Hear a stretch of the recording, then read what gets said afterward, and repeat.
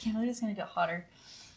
I was just complaining about it was so cold, and now I'm already mad that it's hot. And it's hot one day. I feel like I say his last name weird. Is it? Should I say Langan? Langan? Langan. Langan? John Langan. Which is kind of satisfying. I bet that sounds great. Oh, sorry. So whenever I give my rating, sometimes I'm like, I don't know, that's just what my heart felt.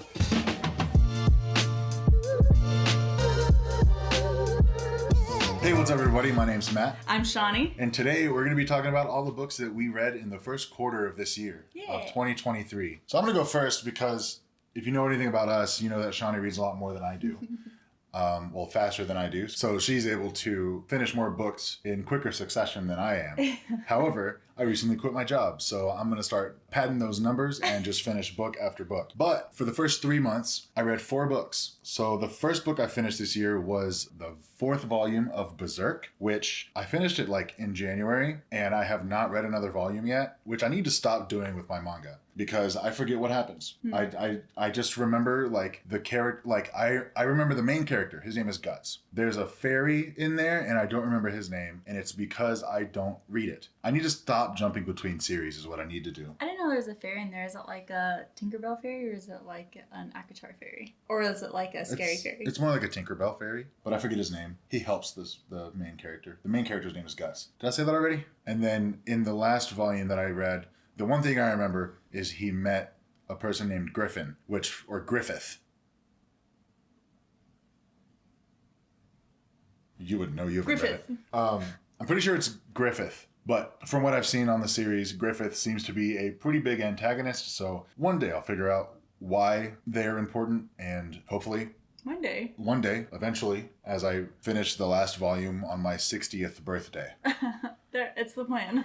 So, 4th volume of Berserk, and then after that I finished Tender is the Flesh by Agustina Bazterrica. I posted a TikTok on this one, and I remember for the most part I didn't enjoy it all that much. But the premise behind the book is what kept me going. If you don't know, in Tender is the Flesh, we're in a world where there has been a plague of sorts that wipes out all animals. Well, it doesn't wipe them out. It makes their meat inedible. And so the human race has resorted to cannibalism, but like they legalized it. And so the main character used to work in a slaughterhouse for animals like pigs and cows and stuff, but now he works, all of the slaughterhouses turned into slaughterhouses for human beings. With that being the premise, how could I not finish this book? Because that sounds insanely horrifying. Why can't I speak, man? That sounds incredibly insane, and I want to know more about that story. So I kept reading. So getting through this book was a struggle, admittedly. And I even wrote down in my notes on my Notion page, it was going to be 2 stars until the last 2 chapters. I fully expected the ending to flop, and it was going to be like a 1-star read. Oh, dang, I didn't know that. I totally thought it was going to flop. But because of the last 2 chapters, it gave it a whole another star. You do not expect the ending. If you say that you did, you're lying.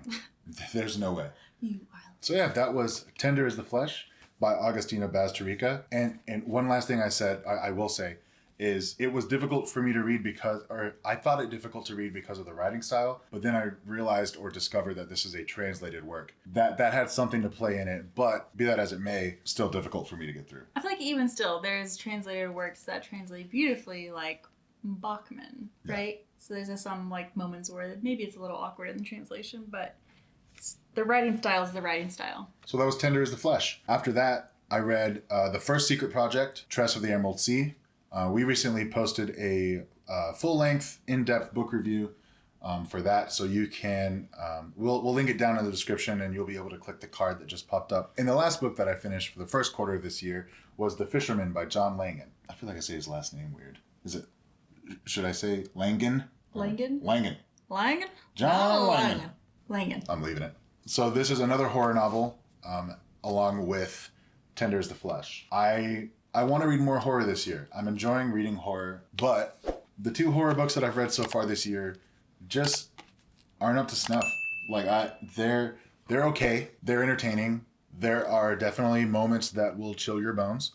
Darker themes, and all that good stuff that comes with a horror novel. You might have heard some of my thoughts on this in my recent reading vlog. Oh yeah. But I just wanted more out of this. So I rated it 3 stars. The things it did well was the imagery from the author was incredible. Like the scenes that I painted in my head as I read this story were absolutely gorgeous, cinematic, and like beautifully horrifying. And I'm also not a huge fishing guy, but he made me feel like I was. Like he talked about a fly reel or something in the book, and I'm like, oh, dude, that's a great reel. I gotta get me one of those so I can go get me some largemouth bass or something. So this is the last book that I finished in the first quarter. I will continue reading horror. I have not given up my hope for horror yet, and I've got a long list of horror books that I can go to and read. Well, Shawnee's actually going to buy me one for her birthday. That's not a surprise to her. We talked about it. I did put one on my birthday book list that I want to get. Will you go grab me that book? The last book that I touched in the first quarter of the year was The 5 a.m. Club by Robin Sharma. So my dad actually read this, and he loved it a lot. Like he kept on texting us about it. He kept, like, anytime that we would hang out with him, whether it be lunch, dinner, grocery shopping, whatever, he brought this book up. And so I'm like, okay, Dad, I'll read it eventually. And he said, let me buy you a copy. So he bought me this copy. And I got 8 chapters into it. So I read 8 chapters of this book, like almost 100 pages. And it is the worst reading experience I've possibly ever had.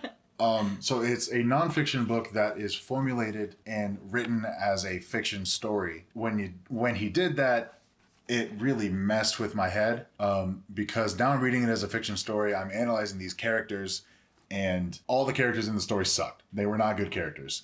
The premise of the story was stupid. And I feel like more than any other nonfiction I've ever read in my life, that this dude just thinks that he's better than you and you should live your life the way that he does. And I could not stand that. So I DNF'd this. Gladly DNF'd it. And those are all the books that I read or didn't read in the first quarter of 2023. I'll jump into mine. My first book that I read the first quarter of 2023 was Jade Legacy by Fonda Lee. And oh my gosh, I told Matt, this is probably currently my favorite series. I think, the Greenbone Saga. And I told him that, and so you would have seen in his recent vlog that he just posted that he started the second book in this trilogy, which is Jade War. There's just so much, like everything that I want in books are in these books. There is romance, if you like romance, and not too heavily. I would say like 5 to 10%, less than 10%. Anyway, somewhere in that range of romance. But there's a little bit of love interest between a variety of different characters. There's political intrigue, if you like that. I don't like that in real life. But sometimes in books, when there are fantastical elements, I like that. There are fight scenes that are written so wonderfully, that are just so detailed in the movements that the people are making. I don't know. It's so great. I love Fonda Lee. I can't wait to read more of her stuff. She's coming out with a new book this month, and I'm really looking forward to it because, wow, was not expecting to love this as much as I loved it. It's kind of like mob vibes, mafia vibes, but there are Jade elements that keep these clans together, but then also keep them at war with one another because it's the greatest element, asset, or whatever you want to call it, of their lives. But then the rest of the world hates these people because of the way that their bodies, just because of where they were born on this one certain island, are able to harness that jade into fighting or even mental abilities and just auras, and be able to perceive what other people are feeling. Like, and it's amazing. It's explosive, it's dynamic, it's really just truly everything I want in a book, and I cried. Sometimes I love a series so much that when I'm at the end of the book and just emotions are rising because the series is ending, and I just cry. And I cried in this one. So you cried because it was ending, not because of the actual story, like narrative? Okay, I appreciate that. My second book that I read was Beartown by, why did I have to even look at his name? By Frederick Bachman. He's so amazing. This is my second Frederick Bachman book, and I've heard a lot about this and how dark it is and how sad it is, and it is dark and sad. But I really liked the hockey elements in it, which were happy. It has a small town vibes where, like, you know, if you blow your nose, then everybody knows kind of thing. And it's like, whatever is going on in your life people know about it, but then whenever something really dark happens in this book, so I guess trigger warnings, look those up if you kind of don't like reading about dark elements in books. I would definitely look that up on this one. But whenever that dark thing happens, the town just tries to suppress it and ignore it because it's going to ruin the hockey game. I think, okay, 5 stars. I forgot to say that earlier. 4 stars because the town was stupid. The third book that I read during the first quarter of 2023 was the 6th volume of Spy Family, and this series is just cute. It's funny.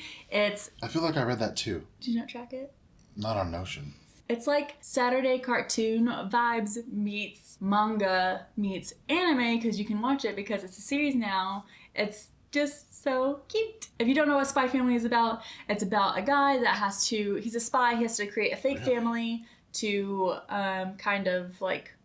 for his mission. He has to create a fake family, so he finds a wife. He doesn't know that she's secretly an assassin, and then they have to adopt a daughter also, and neither of the fake parents know that their fake daughter is secretly a telepath. And then they adopt a dog who can secretly, well, obviously because he's a dog, so he's not telling people, he's secretly see into like the future, but it's like 30-second clips or... Anyways, it's so cute. It's so adorable. Check it out if you haven't started manga. It's a great entry into manga, I think. I would agree with that. It's definitely a great entry-level manga. And I was mistaken. I have not read a Spy Family this year. The last one I read was in December. But we just recently purchased the next volume for me on Kindle, so I'll be reading that soon because I finished 2 books today, so I need to grab something else. Grab some manga. My next book I picked up was Counterfeit by Kirsten Chen. Counterfeit by Kirsten Chen. I gave this 3 stars. It was very entertaining. Probably something that I would have enjoyed more as a movie than a book, which is weird to say. I did enjoy it. The writing was engaging, the characters were engaging, but maybe it just wasn't my like type of book. It was like just like regular fiction. It was just fiction. It's about this lady whose old college friend loops her into this handbag scheme that she's running out of China. Yes. China. She's running it out of China, and she has like these like 1-to-1 designer handbag dupes. And so these bags are normally selling for like $3,000, like insane. Don't pay for a bag with a comma in it. Just don't do it. Anyways, so they're producing these bags for dirt cheap and selling them for just a little lower. Like they're like selling like reused or like, you know, on these like eBay websites or whatever they're calling it in the book for just a little less. And so there's only like say like 100 of these bags made in the entire world. And I don't know how they're getting away for this for so long, but they'll sell them for just a little bit lower so people can't find them. And then so everybody's like reselling theirs that they don't want for, you know, just above price. And so they sell theirs just below price. So say it's even by like a couple $100s. And so they're selling all of their bags and then they return them and get money back. I don't know. It's this whole like weird scheme. I don't know. 3 stars, entertaining. I would recommend it, but not like the best book ever. If you're just looking for something that's like an entertaining read, but it's not like gonna blow you away. And then of course, Trust of the Emerald Sea, which Matt mentioned earlier. He has that video linked if you want to see or listen to my full thoughts on that. I gave it 5 stars. My 6th book of the first quarter, so I lied a minute ago. My 6th book of the first quarter was the Southern Book Club's Guide to Slaying Vampires by Grady Hendrix, which is technically classified as a horror novel, and I didn't know that. I didn't know that when I picked it up. I had heard some of the synopsis about this book, and at first it was like giving me kind of like The Help vibes, like Southern people, but it was like The Help is set in like the 60s or 50s or something like that.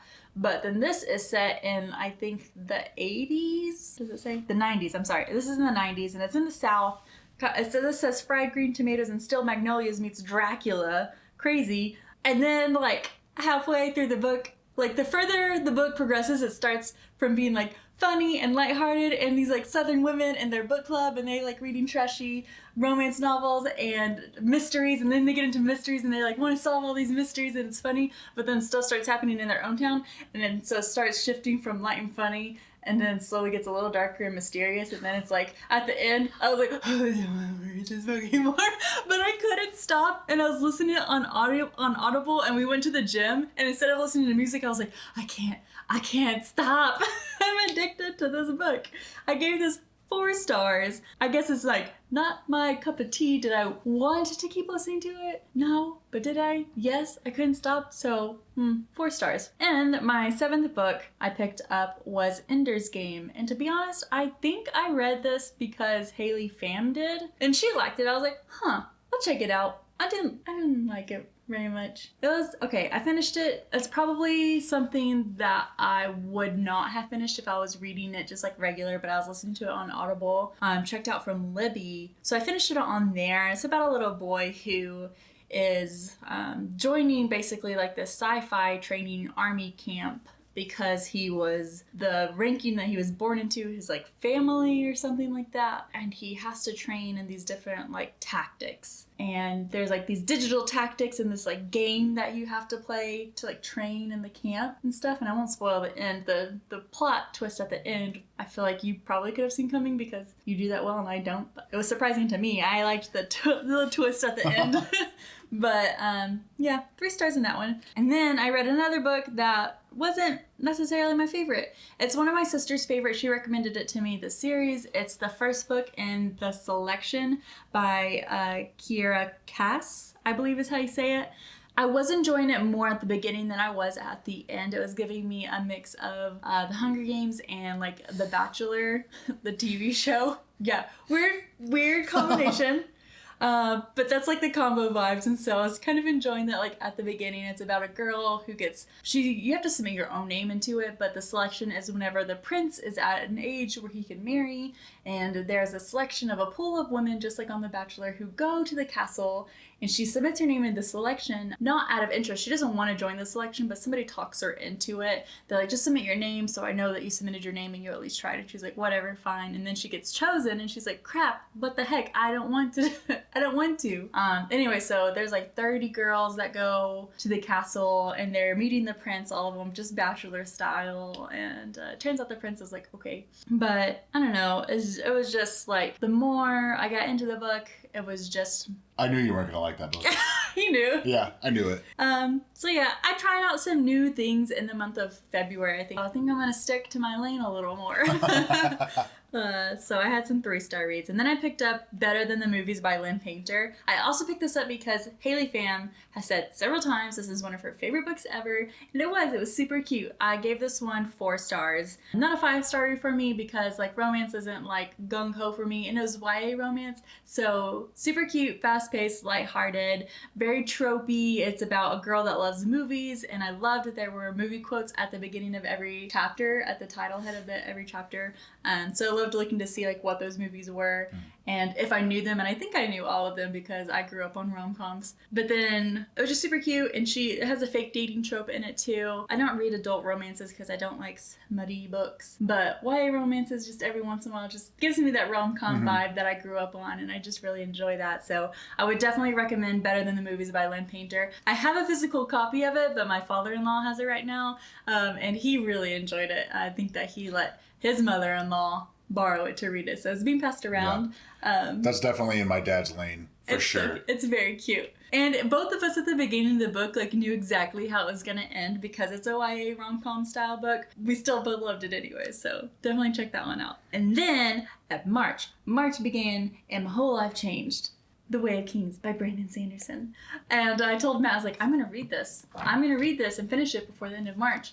And then I had a couple of meltdowns because it was like halfway through the month and I was like, I can't finish it. I'm not going to finish it before the end of the month.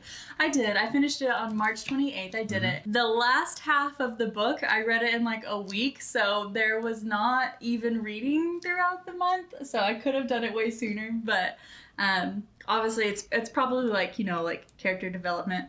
There's some battle scenes in here. And then it's like battle scenes, political intrigue and plot twist and backstabbing and whatever. And so that's why I think I read this faster than this. And in my review that we'll be posting sometime soon because I'm learning how to edit videos, and so it might take a little while, but it'll come up eventually. I mentioned that there weren't any scenes that I would want to chop out of this. They were all necessary. All of this is necessary to enjoy the book. 4 stars. I think this is Matt's favorite book, so 5 stars for him. Can I ask why you gave it 4 stars? Just because Was it too long? Maybe. I don't know.